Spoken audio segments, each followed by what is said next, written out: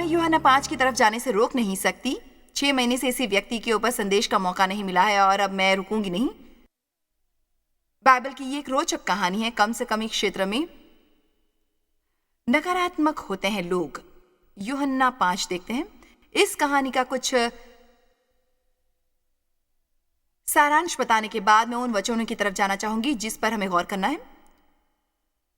तो परिस्थिति इस प्रकार है कि एक मनुष्य बीमार था, अपाहिज था, अस्वस्थ था। वहां बैतसैदा नामक एक कुंड था। इस कुंड के पानी पर कुछ दैवी चमत्कार का अभिषेक था और साल में एक ही बार स्वर्गदूत कुंड में उतरकर पानी को हिलाते थे। और ये बीमार लोग जो सालों से इस कुंड के आसपास पड़े रहते थे, पानी के हिलाने की राह देखते रहते थे ताकि जो कोई पहले उसमें उतरता चंगाई पाता। और अब यीशु वहां पहुंचते हैं, वहां पर पड़े लोगों को देखता है। 38 साल से पड़े हुए को कहता है, सुनो, वो अपाहिज है, हम उसे देना चाहते हैं। मगर क्या ये मैं नहीं बताना चाहती? कहीं पर भी 38 साल पड़े रहना काफी लंबा समय है।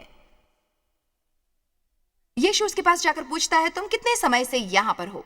शायद ऐसा उन्होंने उसे छेड़ने के लिए कहा होगा। मतलब इस अवस्था में कब से हो? कितने सालों से तुम यूं ही बड़बड़ाते हो? मुझे आपसे बात करनी है, आप जैसे कि मैं आपसे प्यार करता हूं।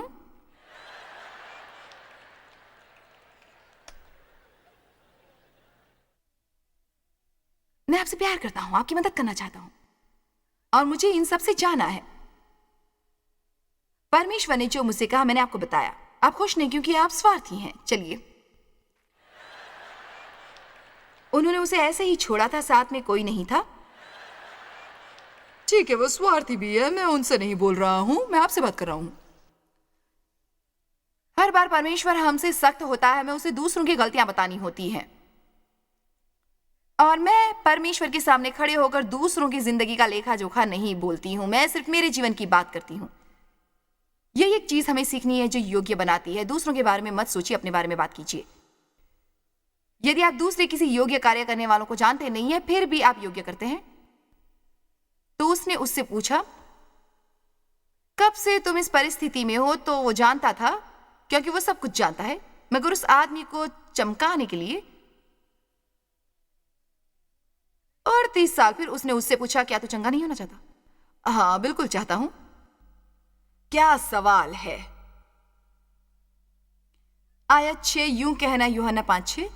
यीशु ने उसे पड़ा हुआ देखकर और ये जानकर कि वो बहुत दिनों से इस दशा में पड़ा है, उससे पूछा, क्या तू चंगा होना चाहता है? क्या वाकई तू चंगाई चाहते हो? मैं कह सकती हूँ कुछ लोग चंगाई नहीं चाहते क्योंकि उनका बड़बड़ाने का कारण खत्म होगा। हाँ, आज मैं अच्छा प्रचार कर रही हूँ।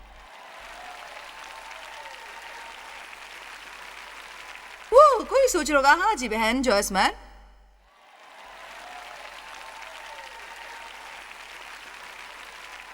कुछ ऐसे होते हैं। उस बीमार ने उत्तर दिया, जब भी मैं इसे पढ़ती हूँ खो जाती हूँ। आज मैं यहाँ अपनी पूर्ण मनोवृत्ति बदलना चाहती हूँ। उस बीमार ने उत्तर दिया, हे प्रभु, मेरे पास कोई नहीं है कि जब पानी लाया जाए तो मुझे कुंड में उतारे। जरा सोचो, इसका मतलब वो अपाहिज था, परंतु मेरे पहुंचते पहुंचते दूसरा मुझसे पहले उतर जाता था। ध्यान देना, मुझे कुछ बताना है। 38 साल तक पड़े रहना है। मान लो कि ये कुछ है, ठीक है, 38 साल मैं यहां पड़ी हूं। ये काफी मतलब यहां पड़ी हुई 38 साल से। ओ, काफी लंबा समय है। 38 साल काफी लंबा समय होता है। मैं समझ गई हूं, मैं अपाहिज हूं, पर बाकी तो मैं कार्यरत हूं।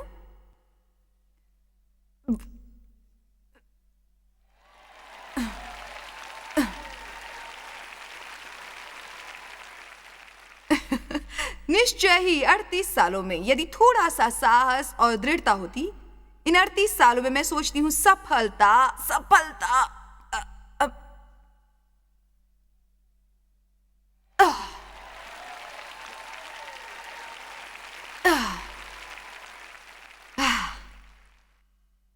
ठीक है, अगली बार जब स्वर्गदूत अगले साल आएगा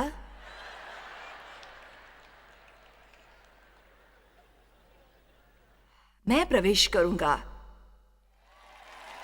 क्योंकि मैं इस परिवर्तन की कगार पर हूं। मैं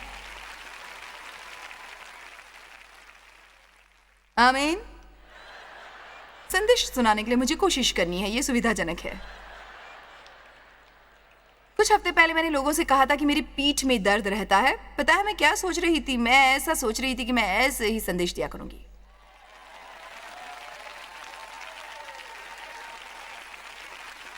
तो यीशु ने इस आदमी की ओर देखकर कहा, उठ जा। यदि सिर्फ उसने उससे कहा, उसने ऐसा नहीं कहा कि तुम कितने लाचार हो, तुम्हारे साथ कोई नहीं है, कोई तुम्हारी मदद नहीं करता, मैं बहुत दुखी हूं। उसने कहा उठ जा। फिर उसने कहा अपनी खाट उठा और चल। फिर आप में से किसी को तो जरूरत है उठ जाने की और इतने सालों में जो गलत किया है उसे साफ करने की।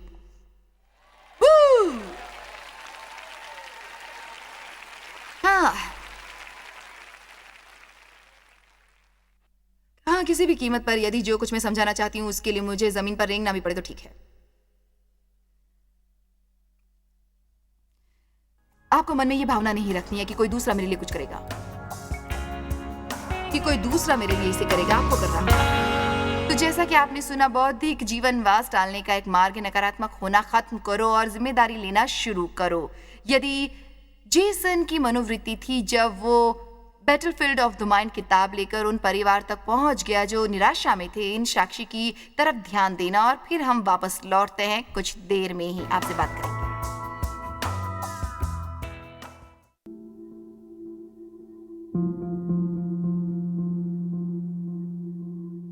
मेरी पत्नी ने पहले ये किताब पढ़ी और मैंने उसमें परिवर्तन देखा। किताब पढ़ने पर वो एक छोटे से ग्रुप में गई और उससे उसको खुद के साथ खुलने की सहूलियत हुई और मेरे साथ भी, और इसी के चलते मैंने ये किताब पढ़ी।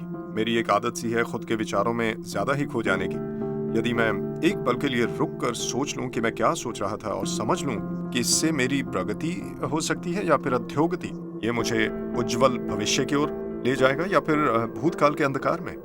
मेरी पत्नी और औरों ने भी इस में बदलाव देखा कि मैं कैसे इस काबिल हुआ कि पीछे हटके मैं समझ सकूं कि मेरी मानसिकता क्या है, मैं क्या सोच रहा हूं और मैं जो सोच रहा हूं वो मुझे कैसे प्रभावित कर रहा है, मेरे बाकी के जीवन को और मेरे साथ जुड़े लोगों को भी। फेसबुक पर मेरे साथ एक ऐसे आदमी ने संपर्क किया जिसके साथ मेरी 20 साल पहले से पहचान थी, और इधर उधर की बातें करने के बाद मैंने उसके जीवन में एक ज़रूरत को महसूस किया। मैं देख सकता था उसने बहुत कष्ट झेले हैं, बहुत दुख भुगते हैं, और मैं जब उससे पहली बार मिला तो वो अस्पताल में था। उसने खुद को अस्पताल में दाखिल करवाया। जीवन उसे बहुत कठिन लग रहा था। मैं वहाँ गया और उसके साथ कुछ घंटे बिताए मैंने। उससे मैंने कुछ बातें सुनी और जो मैंने सचमुच देखा वो ये था कि वो बहुत निराश था, लेकिन कुछ हफ्ते बाद उसने मुझसे खुलकर बात करनी शुरू कर दी। मैं इस लायक हुआ कि मैं उसके परिवार को मिल सका।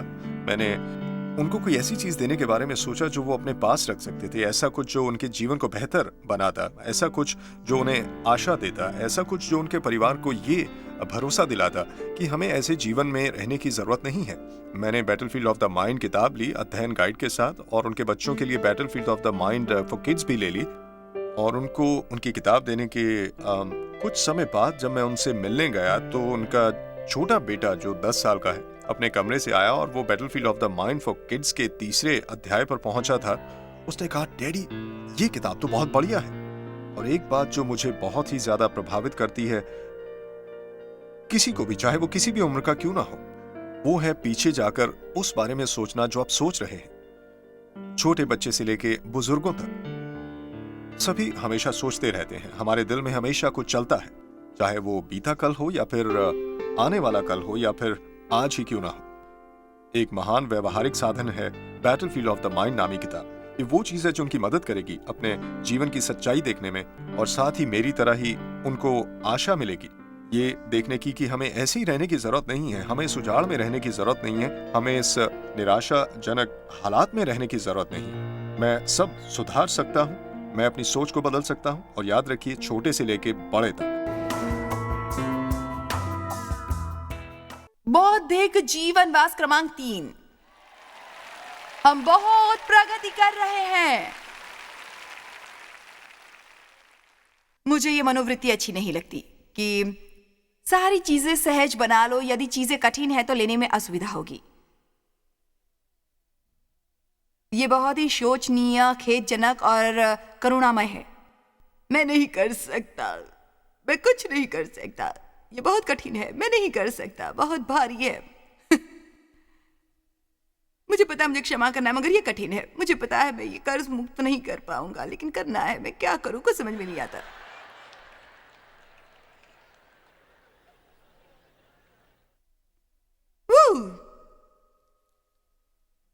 आप कठिन कामों के लिए अभिषिक्त हैं। आपके पास पवित्र आत्मा की सामर्थ्य है कठिन कार्यों के लिए। यदि हम सदैव आसानी से काम करने वाले हैं तो हमें परमेश्वर की सामर्थ्य की जरूरत नहीं है।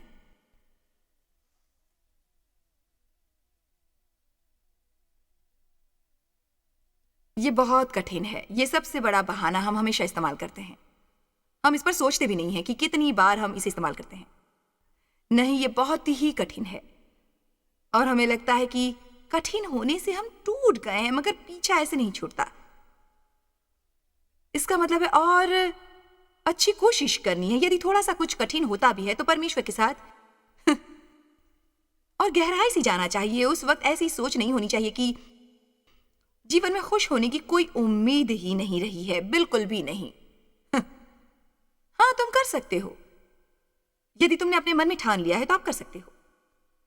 आप इसमें से दूर नहीं जाओगे यदि आप कोशिश नहीं करोगे। कोई और कुछ नहीं करेगा, आपको खुद करना होगा।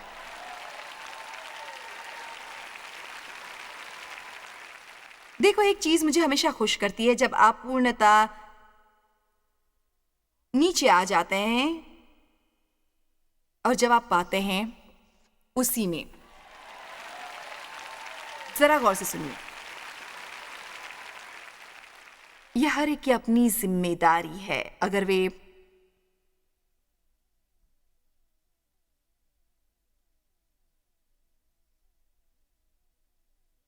मगर वे अरे आप समझते नहीं हो, मगर वे मुझे कुंड में छोड़ने वाला कोई नहीं है।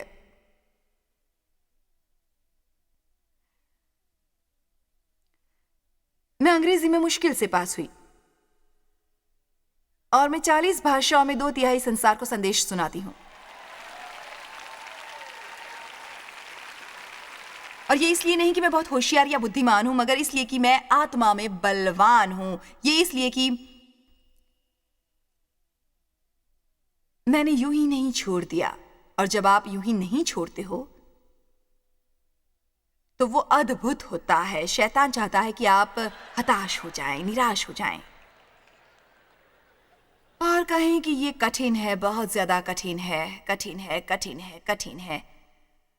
हमने इज़राइल के बारे में कुछ पढ़ा और 21/4 परीक्षा के समय वे हमेशा हताश और निराश थे। हमेशा जब भी कठिनाई आती थी वे हताश और उदास होते थे। वे परमेश्वर के वचन द्वारा चलाए जाने के बजाय भावनाओं द्वारा चल रहे थे। और वास्तव में व्यवस्था विवरण 8 में, जो मेरे लिए बाइबल कुंजी समान अध्याय है, अब उसके पीछे होने वाला सब कारण बताने में समय नष्ट नहीं करना चाहती, मगर जवाब विश्वासी के नाते जब मैं बहुत सी बातों से गुजर रही थी, खासकर सेवकाई में, और समझ में नहीं आता था, जानती थी कि परमेश्वर ठीक करेगा, मगर नहीं हुआ। कोई है यहाँ? फिर वो मुझे व्यवस्था विवरण 8 में ले आया। कोई है? वो कहता है, 39 साल तुझे जंगल के मार्ग से इसलिए ले आया कि वो तुझे नम्र बनाए और तेरी परीक्षा करके ये जान ले कि तू उसकी आज्ञाओं का पालन करेगा या नहीं। वो तुझे सिखाएगा कि मनुष्य केवल रोटी से ही नहीं जीवित रहता, परंतु जो जो वचन यहोवा के मुंह से निकलता है उन्हीं से वे जीवित रहता है। हमारा जीवन स्वर्ग में नहीं है।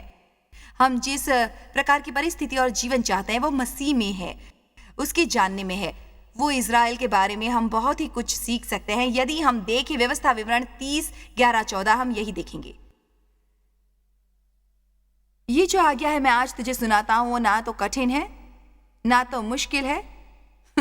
हर कोई कहे कोई कठिन नहीं है, और ना तो दूर है, ये कहने की जरूरत नहीं है। देखो, मैं जो कहती हूं उतना ही कहो। ना तो ये स्वर्ग में है कि तू कहे कौन ऊपर चढ़कर स्वर्ग से उसे हमारे पास ले आए और हमें सुनाए। हम उसे माने, ये कोई गुपित नहीं है। कौन स्वर्ग में चढ़कर उसे अपने पास ले आएगा जो हम उसे माने और करें। और न ये समुद्र पार है कि तू कहे कौन हमारे लिए समुद्र पार जाए और उसे हमारे पास ले आए। ये अनोखा है, ये कठिन नहीं है। इसे कठिन कहना बंद करो और ये बोलना भी बंद करो कि कौन हमारे लिए वहां जाएगा और हमारे लिए उसे ले आएगा। कौन हमारे लिए वहां जाएगा और उसे ले आएगा कि हम माने और वैसा करें। पर वचन आपके काफी निकट है, आपके मुंह में, दिल में, दिमाग में, जिसे आपको मानना है।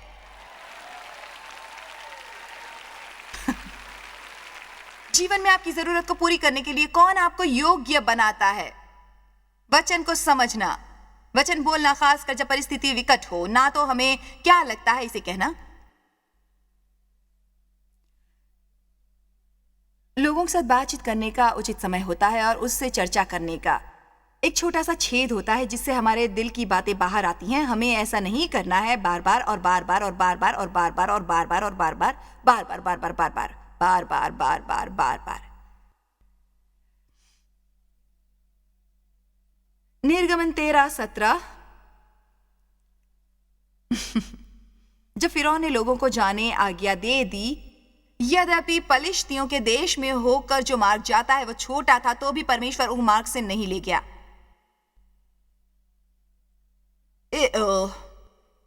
मतलब परमेश्वर तुमने आसान होते हुए भी इसे नहीं किया। ये सब क्या है? मैंने सोचा तुम लोगों से प्यार करते हो, सोचा कि आप दयालु हो, अच्छे हो, क्षमाशील हो, तो क्यों इस परिस्थिति से पीछा छुड़ाते हो? यदि आप चाहते तो कर सकते हो। ठीक है, वापस देखें कि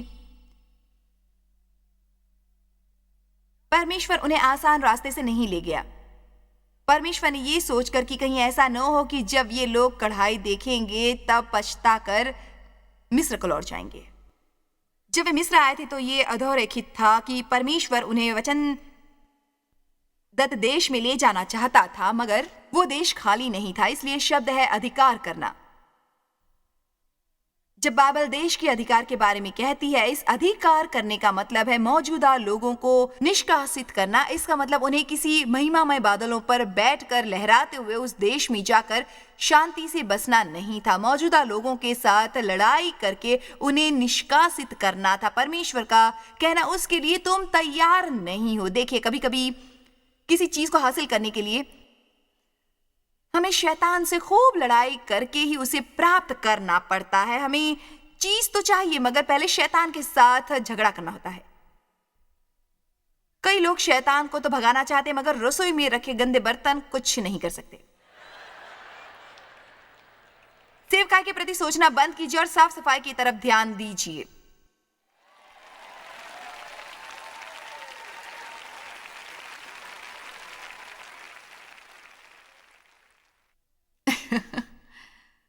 मुझे चर्च में आराधना गुट का नेता बनना है। बाकी लोग जो गाते हैं उनसे मेरी आवाज अच्छी है, मैं वो कर सकता हूँ, मैं ये भी कर सकता हूँ, मैं सब कुछ कर सकता हूँ, पर मैं नहीं हूँ वहां पर। काफी लोग वहां पर हैं, पर मैं नहीं हूँ। आपको जो चाहिए परमेश्वर से कह देते हो और उचित समय पर वो आपको दे देता है। आपको खुद को बढ़ावा देने की जरूरत नहीं है। तो इस दरमियान में क्या करूं? मकान की सफाई, मकान की सफाई।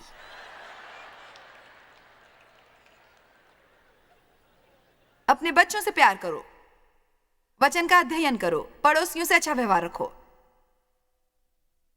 हाँ, मैंने एक बार किया था। लहू बहने वाले रोग से पीड़ित स्त्री को देखो, उसने हार नहीं मानी। सबसे कहा यीशु को अकेला छोड़ने के बारे में, मगर बाइबल कहती है कि वो डटी रही,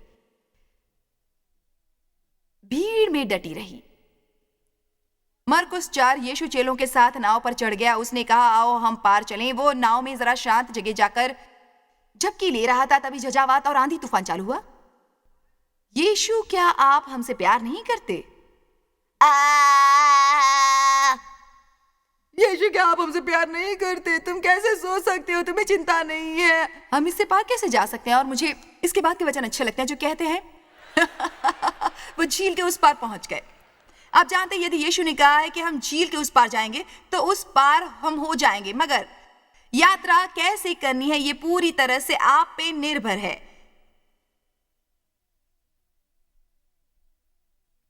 ये मेरी सेवकाई एक दिन बिस्तर से उठकर अचानक नहीं हुई। मैंने सोचा था कि मैं ये कैसे करूंगी।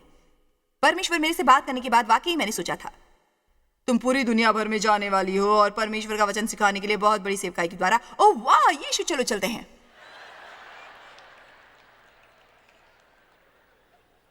हे परमेश्वर, कृपा करना।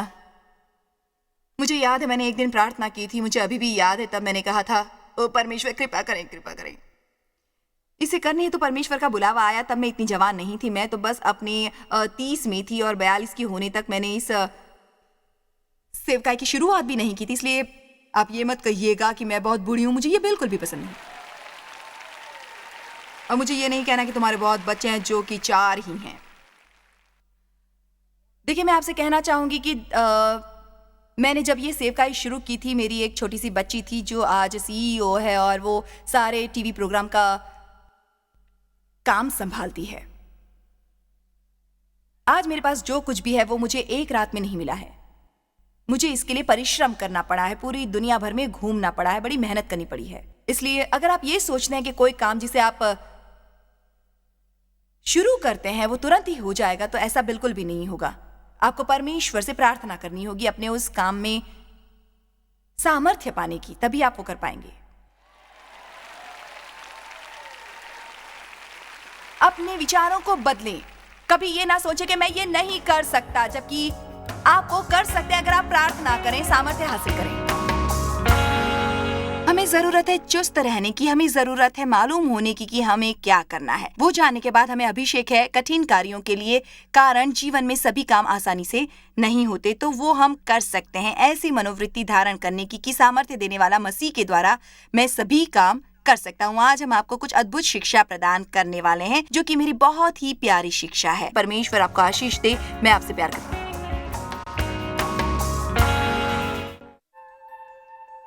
जॉयस मायर मिनिस्ट्रीज में आप हमारे लिए कितने अहम हैं, इसका आपको अंदाजा नहीं। हम आपके आभारी हैं और हम धन्यवाद करते हैं अपने सब मित्रों और सहयोगियों का कि उन्होंने इस विश्वव्यापी सेवकाई को संभव बनाया। मिलकर हम भूखों को खिला रहे हैं, गरीबों को पहना रहे हैं और कई देशों में सुसमाचार पहुंचा रहे हैं। कृपया हमसे संपर्क करें या विजिट करें jmmindia.org पर। आज ही अपनी प्रार्थना के अनुरोध बताने के लिए, हमारे साधनों के बारे में और जानकारी और जॉयस की सभाओं का शेड्यूल जानने के लिए, और हमारे सहयोगी बन जाएं दुनिया भर में मसीह का प्रेम बांटने के लिए। ये कार्यक्रम जॉयस मायर मिनिस्ट्री के मित्रों और पार्टनर्स द्वारा प्रायोजित है।